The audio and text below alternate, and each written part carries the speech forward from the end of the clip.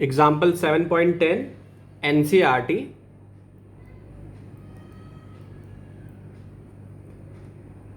Page number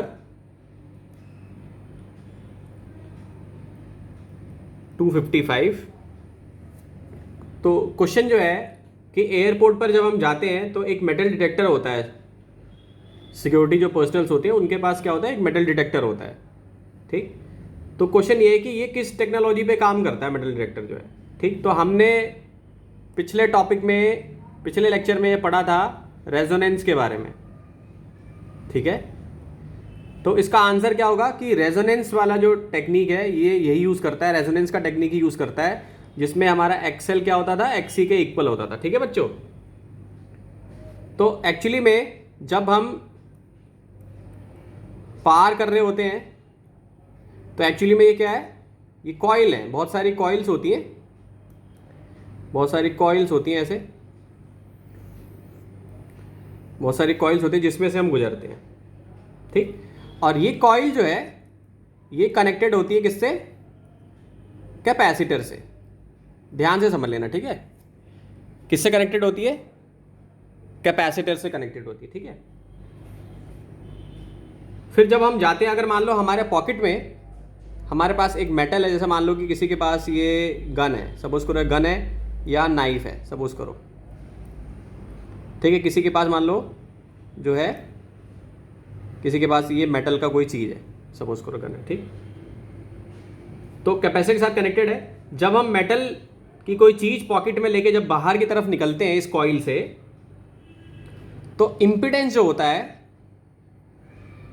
वो change होता है हर बार।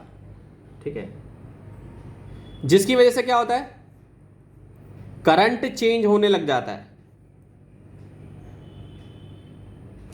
और ये करंट चेंज होता है, इसको मेटल डिटेक्टर जो है डिटेक्ट कर ले, यानी ये डिटेक्ट हो जाता है। यानी जब भी आप मेटल की चीज़ लेकर जाओगे तो इम्पिडेंस में बदलाव आएगा। इम्पिडेंस सबको मैंने पढ़ाया है पहले, जेड जो होता है, जेड जो होता था इम्पिडेंस होता है। ठीक है, तो हर बार इम्पिडेंस की वैल्यू चेंज होगी।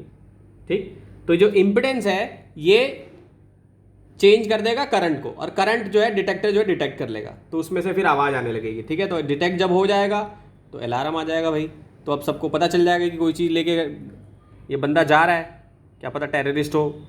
ठीक है, तो उसको रोक कर फिर हम चेक करके देख लेंगे। ठीक है, लिख लीजिए इसको। तो टॉपिक है एलसी ऑसिलेशन। एलसी का मतलब क्या है, एक इंडक्टर और एक कैपेसिटर को अगर हमने एक सर्किट में अप्लाई कर दिया, एक साथ लगा दिया, तो इसको एलसी सर्किट हम कहेंगे। और ये एलसी ऑसिलेशन क्यों कहेंगे वो अभी आगे आपको पता चलेगा कि क्यों ऑसिलेशन वर्ड हमने यहाँ पे यूज़ किया है। तो जैसे ही कैपेसिटर को हमने चार्ज किया और इंडक्टर के साथ लगा दिया, तो कैपेसिटर का क्या होगा, चार्ज जो डिक्रीज होना शुरू हो जाएगा, चार्ज उसका, यानी कैपेसिटर की जो चार्ज की वैल्यू डिक्रीज होनी शुरू हो जाएगी।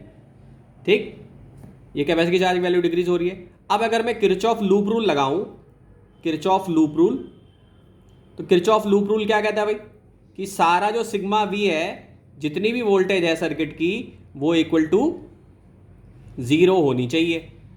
तो उस हिसाब से मैंने क्या लिख लिया भाई, Q equal to C V होता था तो V equal to Q by C लिख दिया, ये भी वोल्टेज ही है। ठीक है, इक्वल टू 0 लिख दिया। तो ये हमारी पुरानी ही इक्वेशन थी, इसको हमने डिफ्रेंशिएट कर दिया और हमने क्या लगा दिया, I equal to minus D Q by D T. तो ये यहाँ पे सब्स्टिट्यूट करेंगे तो ये बन जाएगा और 1/LC Q इक्वल टू 0 हो जाएगा। तो अब जैसे हम क्या करते थे, ax square plus B X plus C equal to 0, ये कौन सी इक्वेशन है, ये क्वाड्रेटिक इक्वेशन है।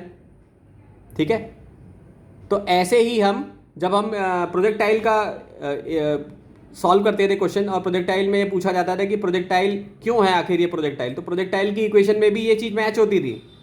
तो ये सब मैं क्यों बता रहा हूँ, क्योंकि ये जो इक्वेशन है ना, 11th क्लास में हमने एक इक्वेशन ये पढ़ी थी, D square x upon D T square. इसको बोलते हैं डिफरेंशियल इक्वेशन ऑफ एसएचएम। क्या बोलते हैं, डिफरेंशियल इक्वेशन ऑफ एसएचएम, यानी ये एसएचएम की डिफरेंशियल इक्वेशन है। तो अगर आप ध्यान से मैच करें तो ये चीज ओमेगा स्क्वायर के इक्वल है, ओमेगा नॉट स्क्वायर के, क्यू यहाँ पे एक्स बना हुआ है, क्यू यहाँ पे एक्स बना हुआ है और ये डी स्क्वायर है, तो बिल्कुल मैच कर रही है इक्वेशन, कर रही है ना मैच। ठीक है, अब बहुत बच्चों को जैसे एसएचएम नहीं आता होगा तो वो भी बता देता हूँ। एसएचएम क्या होता है भाई, टू एंड फ्रो मोशन को हम कहते हैं। टू एंड फ्रो मोशन अगर हो रहा है यानी ऐसे एक चीज़ जा रही है, एक चीज़ ऐसे जा रही है, यूँ जा रही यूँ आ रही, यूँ जा रही यूँ आ रही है, ठीक है। इसको ऐसे जम सकते, जैसे मान लो कि मेरे पास एक बाल्टी में पानी भरा हुआ है और मैंने एक कोई प्लास्टिक की चीज़ ले ली, तो उसको ऐसे नीचे ऊपर, ऐसे ये नीचे एक बार पुश कर रहा हूँ, फिर ऊपर आ रहा है, पुश कर रहा हूँ, ऊपर आ रहा हूँ, ठीक है। पेंडुलम को भी हम कह सकते हैं, पेंडुलम ऐसे जा रहा है, ऐसे आ रहा है, ऐसे जा रहा है, ऐसे आ रहा है, ठीक है। तो इसको हम SHM कह सकते हैं। तो अब ये इक्वेशन बिल्कुल इसके साथ मैच कर गई जो है, ठीक है। इसका मतलब है कि ये ओमेगा नॉट की वैल्यू को मैं क्या लिख सकता हूं, मैं इसके साथ अगर मैच करूं तो ये क्या आ रहा है, ओमेगा नॉट का स्क्वायर, इसका कोफिशिएंट मैच करूं SHM का, और इस इक्वेशन का जो LC ऑसिलेशन की जो डिफरेंशियल इक्वेशन है उसके साथ अगर मैच करूं तो ये वैल्यू ऐसे आ रहा है 1/LC। तो ओमेगा नॉट को क्या लिख सकता हूं मैं, 1/√LC।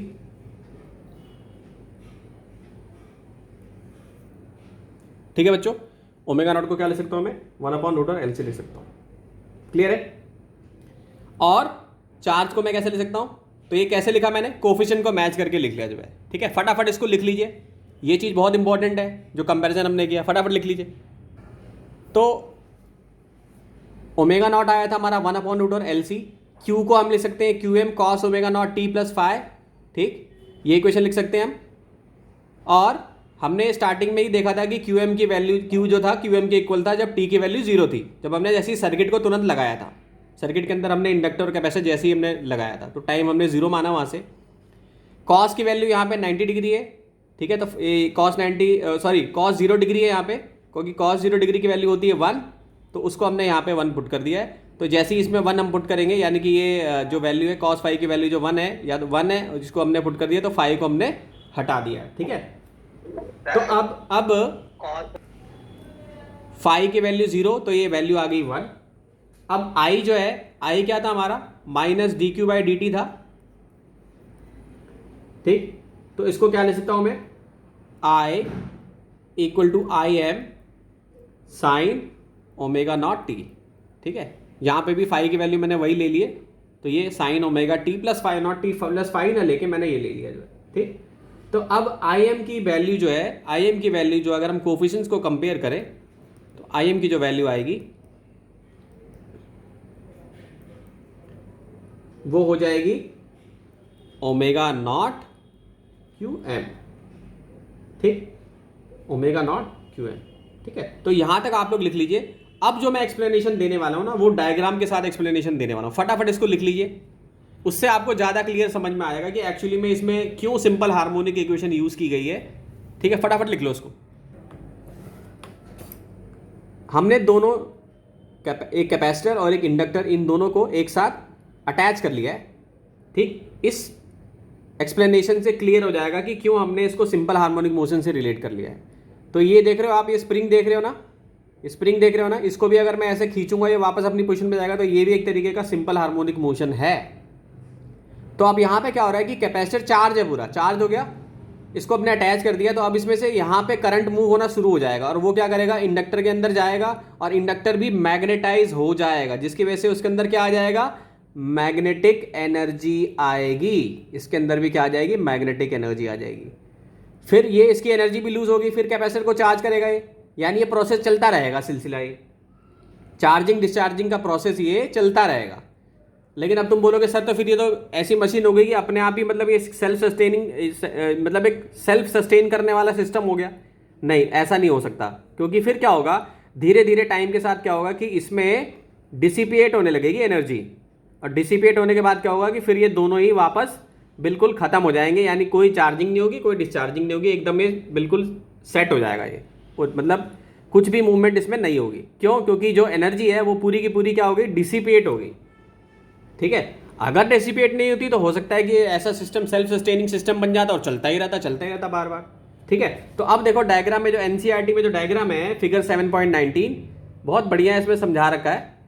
तो इसमें अब देखोगे आप, इसमें मूवमेंट पहले यहाँ पे थी, पहले अब मूवमेंट क्या होगी, यहाँ पे आनी शुरू होगी इसमें, ये देखो अब इसमें क्या होगी मूवमेंट, ये यहाँ पर आनी, अब एरो जो है यहाँ पर बन गई, ये हमारी स्प्रिंग थी, ये एरो हमारी इस तरफ बन गई है, ठीक है।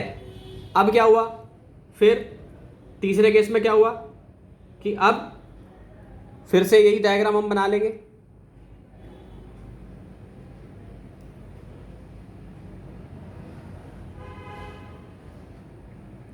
ठीक है। तो अब इसमें जो एनर्जी थी इस केस में क्या थी, ये दोनों ही वैल्यू क्या थी तुम्हारी, नॉट इक्वल टू जीरो और K is not equal to zero. ठीक, इस केस में क्या हो गया कि यू जीरो हो गया और के जो है वो 1/2 mv² मैक्सिमम हो गया। ठीक है, ये के और यू क्या है, ये पोटेंशियल एनर्जी और काइनेटिक एनर्जी है। ठीक है, और यहां पे क्या हो गया कि एनर्जी स्टोर्ड जो कैपेसिटर का था वो जीरो हुआ और एनर्जी स्टोर्ड बाई इंडक्टर जो है वो कितना हो गया 1/2 LIm²। ठीक है, यहां पे मैक्सिमम करंट चला गया भाई। ठीक, मैक्सिमम करंट यहां पे चला गया और ये करंट यहां से आ गया। ठीक है, तो इस केस में क्या हो रहा है कि ये वैल्यू जीरो हुई, यानी कैपेसिटर का चार्ज स्टोरिंग जो है वो खत्म हुआ, यहाँ पे जीरो हुआ। ये क्या हुआ था, पूरा अच्छी तरीके से क्या हो गया, इसके अंदर मैग्नेटिक एनर्जी आ गई, पूरी अच्छी तरीके से मैग्नेटिक एनर्जी आ गई। और मैग्नेटिक एनर्जी का फॉर्मूला क्या होता है इंडक्टर का, 1/2 LIm²। ये पहले पढ़ाया हुआ है मैंने। ठीक है, ठीक, तो अब देख रहे हो सिंपल हार्मोनिक मोशन में भी यही तो होता था कि भाई एक बार ये स्प्रिंग जो है मैंने ऐसे खींच दिया, इसको ऐसे यहाँ पे खींच दिया, तो एक बार ये ऐसे जाएगा, फिर ऐसे आएगा, फिर ऐसे जाएगा, फिर ऐसे आएगा, फिर ऐसे जाएगा, फिर ऐसे आएगा, यही तो प्रोसेस होता रहेगा बार बार। तो फाइनली आप देखोगे कि अब ये थर्ड केस था, अब ऐसे फोर्थ केस में देखोगे, फोर्थ केस में क्या हुआ भाई, ये जो स्प्रिंग है ये इस तरफ आ गई, जैसे यहाँ पे जो स्प्रिंग थी ये इस तरफ तो थी, इसकी डायरेक्शन जो है, इसकी डायरेक्शन इस तरफ थी। ठीक है, और इस तरफ आने लगेगी इसकी डायरेक्शन जो है। सो ये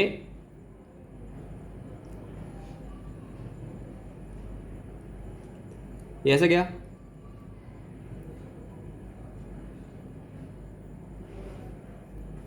ठीक है, तो ये और थोड़ा सा श्रिंक होने लगेगा। ठीक, और फाइनल केस में क्या होगा, ये हमारा चौथा स्टेप हुआ। और फाइनल केस में क्या हुआ, फाइनल केस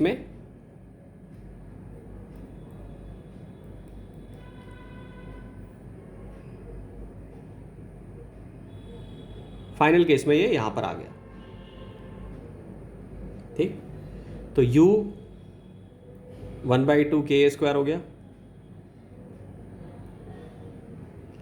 k की वैल्यू जीरो हो गई। ठीक है, तो इसीलिए अब तुम लोग को समझ में आ रहा होगा कि क्यों हमने इस इक्वेशन को सिंपल हार्मोनिक मोशन के साथ कंपेयर करा है। ठीक है, तो जैसे आप लोगों ने रोटेशन मोशन में रोटेशन एनालॉग पढ़ा था ना, सीधी डायरेक्शन में मोशन हो रहा है तो उसको v से रिप्रेजेंट करेंगे, सर्कल के फॉर्म में यानी यूनिफॉर्म, अगर सर्कुलर मोशन हो रहा है तो हम उसको ओमेगा बोल देंगे, एक्सेलरेशन को ए बोलते थे लीनियर में, अल्फा बोलने लग गए, फोर्स को एफ बोलते थे, इसमें टॉर्क बोलने लग गए। तो ऐसे ही इस तरह से हम कंपैरिजन कर सकते हैं। ठीक है, तो यही एलसी ऑसिलेशन है। ये ऑसिलेशन मतलब ये एक्चुअली में जो मूवमेंट हो रही है इसी को हमने इसके साथ रिलेट करा है, यही है एलसी ऑसिलेशन का असली मीनिंग। ठीक है, तो एनसीईआरटी में एक टेबल दी हुई है, उस टेबल को हम कंपेयर कर लेते हैं। ठीक, क्योंकि बहुत ज़्यादा एनसीईआरटी में इस पर बहुत डिस्कशन किया नहीं है, 1-1.5 पेज में बता दिया, और जो डिफरेंशियल इक्वेशन वाला जो है वो पोर्शन जो है। तो अब हम करते हैं कंपैरिजन इसका। तो जो हमारी इक्वेशन थी, एक तो हमने अभी differential equation simple harmonic motion की उसके साथ कंपैरिजन किया था स्टार्टिंग में ही। अब यहाँ पे हमारे पास एक मैकेनिकल सिस्टम है और एक हमारे पास इलेक्ट्रिकल सिस्टम है। तो यहाँ पे जो मास है इसका जो एनालॉग होगा वो क्या हो जाएगा, यहाँ पे L, फोर्स कांस्टेंट K होता है यहाँ पे। ठीक है, स्प्रिंग के केस में यहाँ पे 1/c हो जाएगा, यहाँ पे डिस्प्लेसमेंट x होता है, यहाँ पे चार्ज हो जाएगा q। ठीक, यहाँ पे वेलोसिटी dx/dt होती है, यहाँ पे वेलोसिटी किसकी हो रही है, करंट की हो रही है ना, तो dq/dt हो जाएगा। तो फॉर्मूला क्या है, 1/2 एनर्जी टोटल कितनी हो गई, 1/2 kx² + 1/2 mv², 11th क्लास में पढ़ा हुआ है हमने। ठीक, और यहाँ पे क्या हो जाएगी, दोनों की एनर्जी हो जाएगी ना, कैपेसिटर की और इंडक्टर की। तो ये कंपैरिजन बस हमें याद रखना है। अब कुछ खास बातें याद रखनी है कि जो डिस्कशन हमने अभी किया है ना, ये रियलिस्टिक डिस्कशन नहीं है बच्चों, क्योंकि हर एक इंडक्टर का कुछ ना कुछ रेजिस्टेंस होता ही होता है।